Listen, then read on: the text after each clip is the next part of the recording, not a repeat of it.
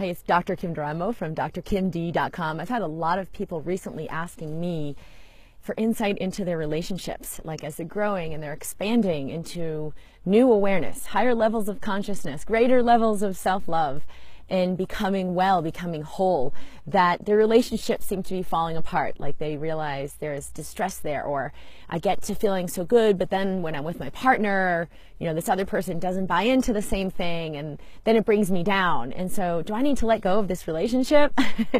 And it's really fascinating what happens when we move forward in our life, in our consciousness, that we start to notice that certain people around us can trigger us back to where we were.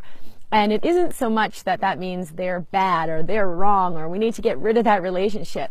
No, you'll actually just conjure up the same triggers elsewhere, or the same kind of relationship elsewhere. What you want to do is allow those triggers, the way that person triggers you or the things that they're saying that bother you, to be cleared within yourself. Like release the charge that you have about it needing to be different, or them needing to embrace you and understand a certain way, or be supportive and not have these habits, and just come into a greater expansion, a greater level of allowing, that you can allow this in your life, this person who maybe is living in fear or anger and is kind of putting it on you, and resolve that within yourself so that you're totally okay, whether they're saying XYZ or they're not.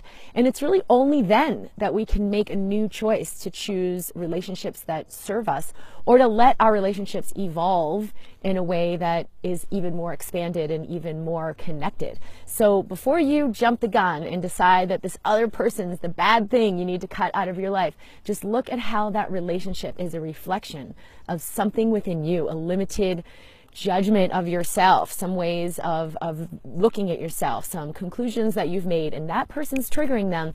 That's a gift. They're pointing it out for you, where you've withheld love and allowing from yourself. So that's my invitation to you as you expand in abundance and well-being and vitality.